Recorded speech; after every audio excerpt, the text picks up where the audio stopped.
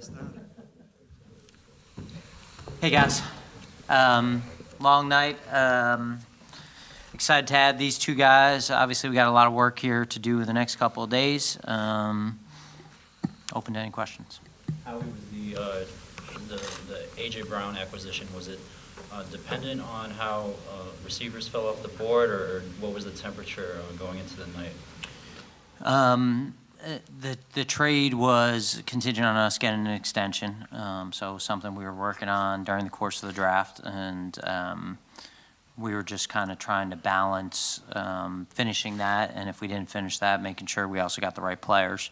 But it didn't matter the receivers on the board. You know, for us, A.J. Brown was somebody that we'd studied coming out and spent a lot of time on, and we had a lot of love for A.J. Brown in that draft.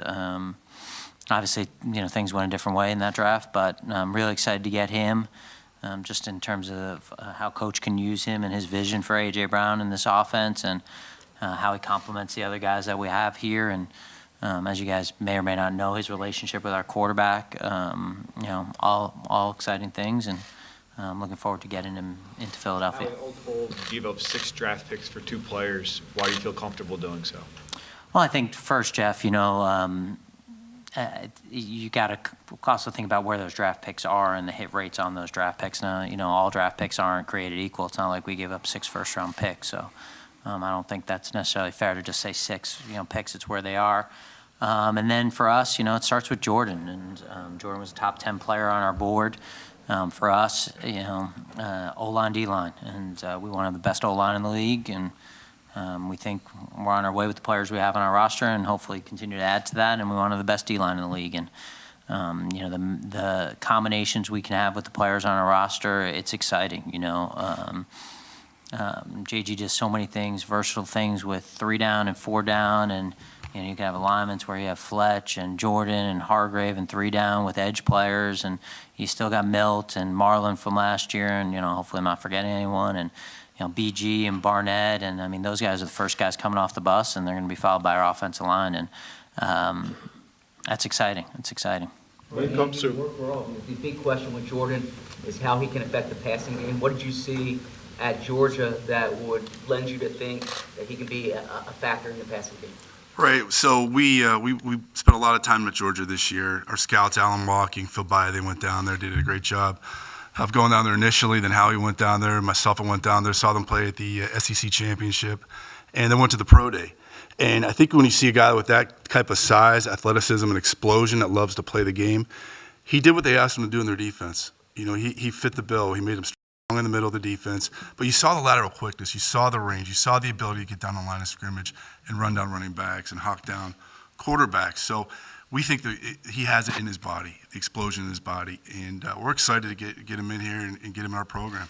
Andy, we've seen people struggle to come up with a comp for him because he's such a unique player. Did you guys have one, or what did you work off of there? He is unique. You said it, Dave. I mean, there's not many guys that come around with his size, athleticism, and explosion, and ability to run. And his pro day workout was exceptional, and impressive guy. And I think even more so from the workout was how he was with his teammates. You know, watching him down there, watching him interact, the personality come out, the teammate he was, and how players were drawn to him, and how authentic he was and a personality. We brought him in here also on the visit, and we felt the same way in the comfort level with the player and with the person.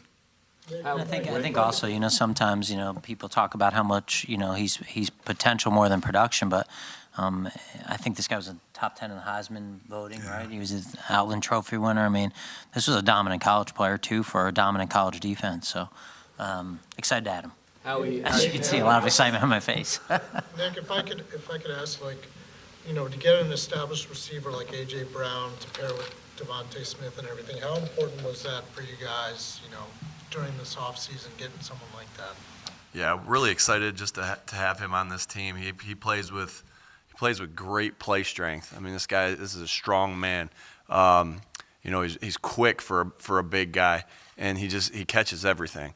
All right, those are things that really stick out from his tape, and you know, there's no projection there, right? It's like, well, this is what he's going to be in the NFL. No, you've seen it, right? You've seen it, and you've seen it for 3 years now, and it's just exciting to put on his tape and watch him. So can't tell you how excited we are to be able to work with him on that offensive staff and have him on this football team, and he's going to help us become a better football team. Nick, Howie mentioned your Can I tell vision. him the A.J. Brown story from the first time we watched him? We watched him together? Yeah, sure. I think we were halfway for the first game, and Nick went like this. I'm good. You guys gonna need anything? I'm gonna go get something to eat. I go, Coach, can you sit down? Can we finish this? He goes, I will. But I know this guy, and I think for us, the conversations about was it a priority to get a veteran receiver? It was a priority to get the right players, and this for us was the right players. This was the right fit. I can't tell you that we're going to definitely draft a receiver in the first round. We had some other players that we were looking at here, but I think we felt like this particular player, this particular person, the fit was really good for what we had and what we were looking for. Now we finished watching the tape now, but it doesn't take long when you put the tape on, right? That's my point. I didn't do a good job. It doesn't take long to figure out what you got there. So How tricky is it when you're trying to figure out the trade and the player, and then you're working on the contract at the same time against the deadline? Yeah, I don't know, Bob and Brett, you saw me walk about 40 times, and it was getting tight. It was really getting tight, and we're just trying to balance it all. And I'm very fortunate to have a great staff, and those guys, they keep me covered when I'm doing something else. And we had a plan, and so it wasn't like anything was on the fly. We had a very detailed plan. I thought. This whole group did an unbelievable job of organizing it and detailing everything. So, we made it like coaches on game day, and it's just like we knocked it off, boom, boom, boom. And when the opportunities came, it wasn't hard because we had made these decisions in calm time. So I think the hardest part was just kind of trying to balance it all and the timing that was going on, and trying to be fair to the Titans as well. That obviously they had to make a pick and get on the clock if we were going to make this trade. So. A lot of credit to AJ and his agents for getting this deal done as well, because this wasn't like we had weeks to do. It really kind of came about quickly here. So. How close? Can I just follow up? How close was it? Like you said, it was tight. Like how? Let's see, pick 12.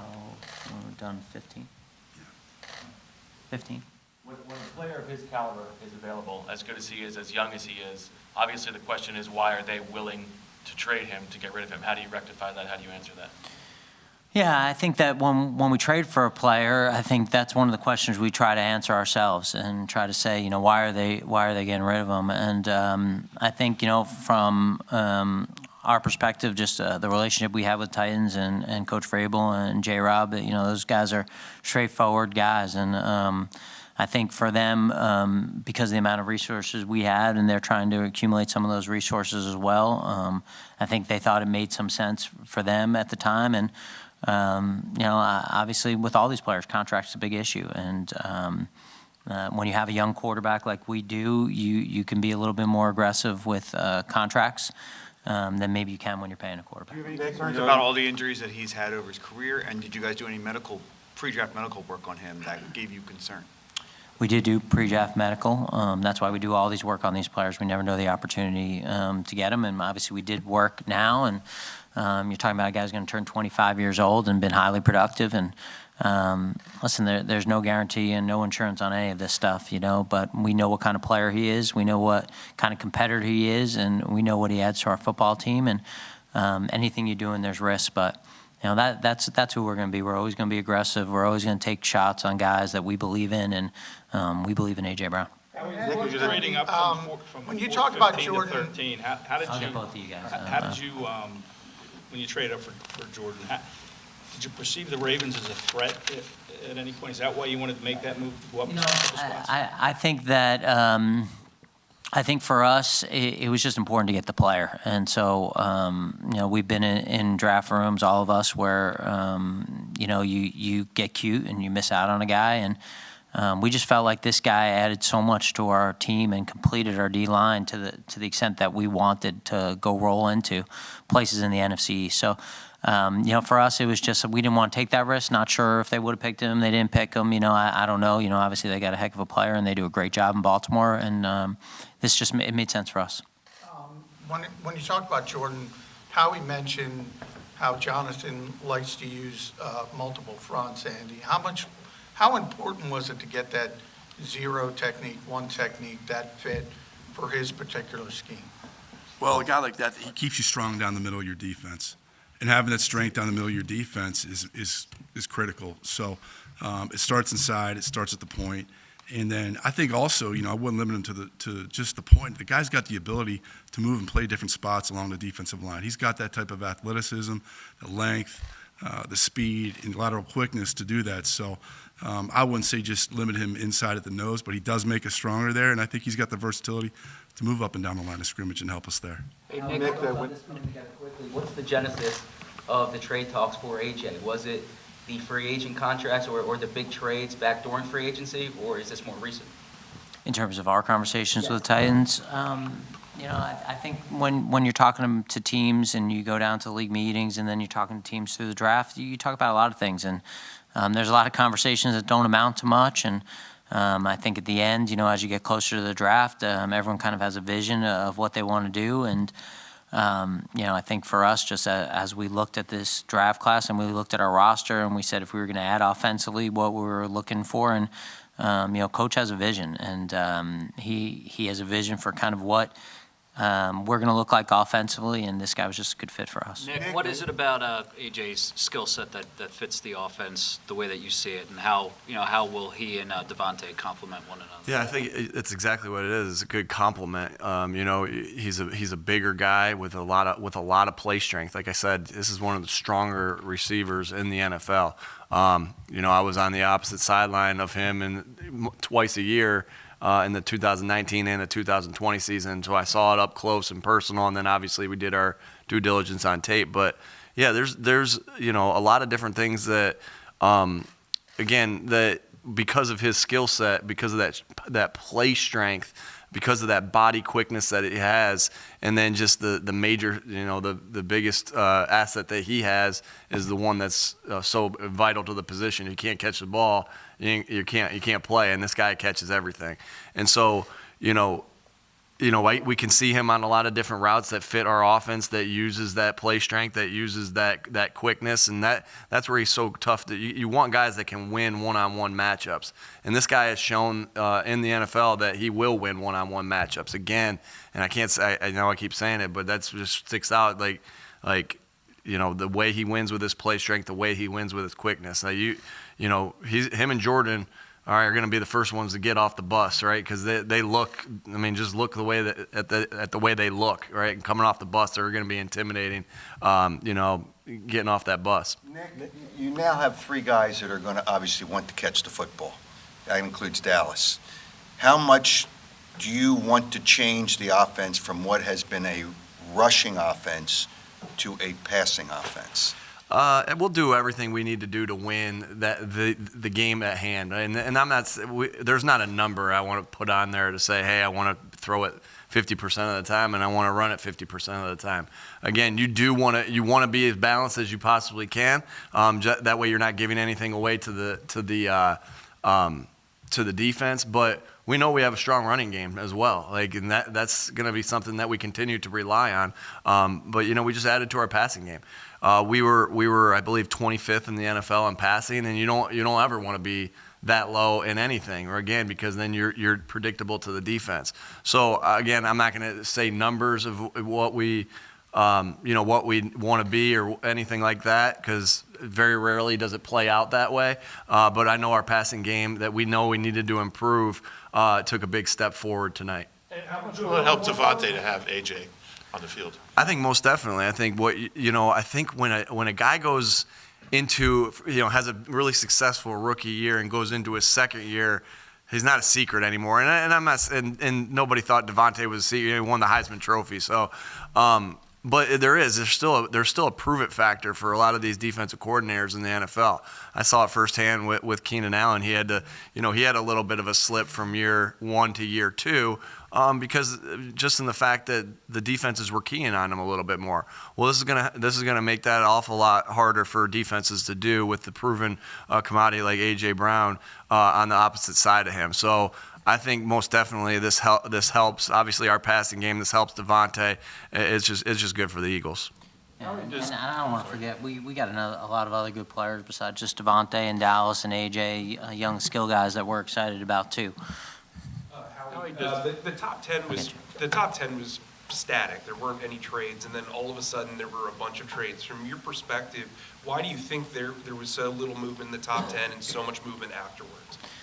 Well, sometimes it's hard with the way that these charts are and the price to move up. And, usually if you're going to move up into the top 10 and pay the price that historically has been paid, and that's usually for quarterbacks. And so it's hard to do that. And teams are sitting there and they're going, hey, am I going to pass on these good players and maybe not get full value what the chart says? And I think that plays a part in it, and you also need dance partners, that's all the time. And I think that's one of the things, there's moments to make trades, and trades are hard to make in this league, and timing plays a big factor in trades. So, obviously not in the top 10 to speak to those specific discussions, but, I probably guess that's why. I told Les again. Of course, you have more picks to make. Best friend. Yes. Of course, you have more picks to make, but this is a big haul for a first night. Does this change the narrative for you of what the 2022 Eagles can be?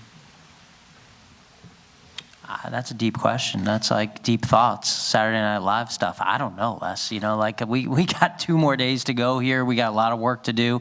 Obviously, when we started with 10 picks and we're at 6, I think Andy and his staff are a little mad at me right now for that. I can get you back.